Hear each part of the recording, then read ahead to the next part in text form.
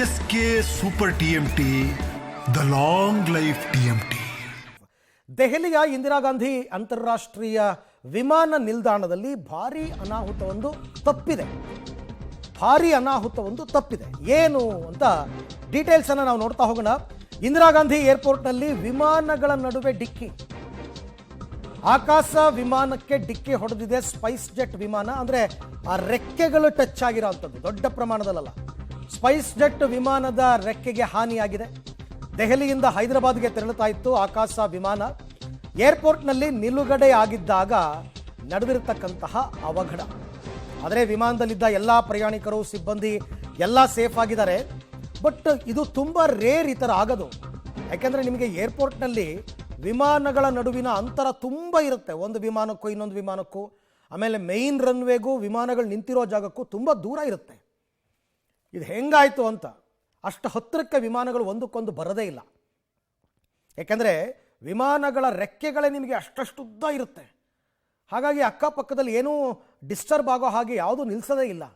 But ಆಗಿದೆ ನೋಡಿ, ಅಕಸ್ಮಾತ್ ಆ ವಿಮಾನ ಬರೀ ರೆಕ್ಕೆಗೆ ಟಚ್ ಆಗದೇನೆ ಇನ್ನೂ ಹತ್ತಿರಕ್ಕೆ ಬಂದ್ಬಿಟ್ಟಿತ್ತು ಅಂತ ಅಂದ್ಕೊಳ್ಳಿ, ಆಗ ದುರಂತ ಜೋರಾಗ್ತಾ ಇತ್ತು, ಆಗ ಪ್ರಾಣಾಪಾಯಗಳಾಗ್ತಾ ಇದ್ದಂತಹ ಸಾಧ್ಯತೆಗಳಿತ್ತು. ಬಟ್ ಈಗ ಬರ್ತಿರೋ ಮಾಹಿತಿಯ ಪ್ರಕಾರ ಅದು ಕೇವಲ ರೆಕ್ಕೆ ಹೊಡೆದಿದೆ. ಆಕಾಶ ಏರ್ಲೈನ್ಸ್ ಮತ್ತು ಸ್ಪೈಸ್ ಜೆಟ್ ನಡುವೆ ನಡೆದಿರ್ತಕ್ಕಂಥದ್ದು. ಈ ಬಗ್ಗೆ ಮತ್ತಷ್ಟು ಮಾಹಿತಿ ನನ್ನ ಕೊಲೀಗ್ ಶಬೀರ್ ಅವರಿಂದ ಪಡ್ಕೊಳ್ಳೋಣ. ಶಬೀರ್, ತುಂಬ ಅಪರೂಪದ ಘಟನೆ ಇದು ಅಂತ ನಾನು ಅನ್ಕೋತೀನಿ. ಹಂಗಾಗಕ್ಕೆ ಸಾಧ್ಯನೇ ಇಲ್ಲ. ವಿಮಾನಗಳು ಒಂದಕ್ಕೊಂದು ಬಹಳ ದೂರದಲ್ಲಿರ್ತವೆ ಹಾರಾಡಬೇಕಾದ್ರೆ ರನ್ವೇನಲ್ಲಿ. ಬಟ್ ಅಷ್ಟು ಹತ್ತತ್ರಕ್ಕೆ ವಿಮಾನಗಳು ಬಂದಿದ್ದಾದರೂ ಹೇಗೆ ಅಂತ? ಅರವಿಂದ್, ನೋಡಿ, ಟ್ಯಾಕ್ಸಿ ವೇಯಲ್ಲಿ ಈ ಘಟನೆ ನಡೆದಿರುವಂತದ್ದು. ಟ್ಯಾಕ್ಸಿ ವೇಯಿಂದ ಸಹಜವಾಗಿ ರನ್ವೇಗೆ ವಿಮಾನಗಳು ಹೋಗ್ತವೆ. ಟ್ಯಾಕ್ಸಿ ವೇಯಲ್ಲಿ ಆಕಾಶ ಏರ್ಲೈನ್ಸ್ ನ ವಿಮಾನ ಒಂದು ನಿಂತ್ಕೊಂಡಿತ್ತು. ಈ ಸಂದರ್ಭದಲ್ಲಿ ಸ್ಪೈಸ್ ಜೆಟ್ ನ ಮತ್ತೊಂದು ವಿಮಾನ ಅಲ್ಲಿಂದ ನಿರ್ಗಮಿಸಬೇಕಾಗಿತ್ತು. ಈ ಸ್ಪೈಸ್ ಜೆಟ್ ಫ್ಲೈಟ್ ಮೂವ್ ಮಾಡಬೇಕಾದಂತ ಸಂದರ್ಭದಲ್ಲಿ ಪೈಲಟ್ಗೆ ಒಂದಷ್ಟು ಗೊಂದಲ ಆದಂತೆ ಮೇಲ್ನೋಟಕ್ಕೆ ಕಾಣಿಸ್ತಾ ಇರುವಂತದ್ದು. ಇದ್ರ ಪರಿಣಾಮ ಈಗ ಆಕಾಶ ಏರ್ಲೈನ್ಸ್ ನ ಹಿಂಬದಿಗೆ ಹೋಗಿ ಗುದ್ದುವಂತ ಕೆಲಸವನ್ನ ಕೂಡ ಮಾಡಿದ್ದಾರೆ. ಈ ಒಂದು ಘಟನೆಯಲ್ಲಿ ಈಗ ಸ್ಪೈಸ್ ಜೆಟ್ ನ ವಿಮಾನದ ಹಿಂಬದಿಯಲ್ಲಿ ಸ್ವಲ್ಪ ದೊಡ್ಡ ಪ್ರಮಾಣದ ಹಾನಿಯಾಗಿದೆ ಅನ್ನುವಂಥದ್ದು ಗೊತ್ತಾಗ್ತಾ ಇದೆ. ಆಕಾಶ ಏರ್ಲೈನ್ಸ್ ನ ವಿಮಾನಕ್ಕೆ ಬಹಳ ದೊಡ್ಡ ಪ್ರಮಾಣದ ಹಾನಿಗಳಾಗಿಲ್ಲ, ಮತ್ತೆ ಪ್ರಯಾಣಿಕರೆಲ್ಲರೂ ಕೂಡ ಸುರಕ್ಷಿತವಾಗಿದ್ದಾರೆ. ಈ ಎರಡು ವಿಮಾನಗಳು ಸ್ವಲ್ಪ ಪ್ರಮಾಣದಲ್ಲಿ ಡ್ಯಾಮೇಜ್ ಆಗಿರುವಂತಹ ಹಿನ್ನೆಲೆಯಲ್ಲಿ ಅವುಗಳ ಹಾರಾಟವನ್ನು ಕೂಡ ಈಗ ಸ್ಥಗಿತಗೊಳಿಸಲಾಗಿರುವಂತದ್ದು. ಪ್ರಯಾಣಿಕರಿಗೆ ಈಗ ಆಲ್ಟರ್ನೇಟ್ ವ್ಯವಸ್ಥೆಯನ್ನು ಕೂಡ ಮಾಡಿಕೊಡ್ಲಾಗಿದೆ.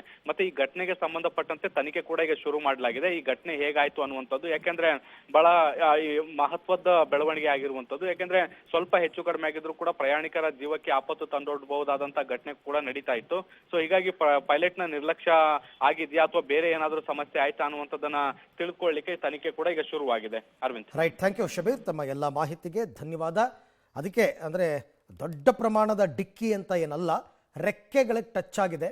ಟ್ಯಾಕ್ಸಿ ಬೇನಲ್ಲಿ ನಿಂತಿರ್ತವಲ್ಲ ವಿಮಾನಗಳು, ಒಂದ್ರ ಪಕ್ಕ ಒಂದು ಅಲ್ಲಿ ರಿವರ್ಸ್ ಬರಬೇಕಾದ್ರೇನೋ ಟಚ್ ಆಗಿದೆ.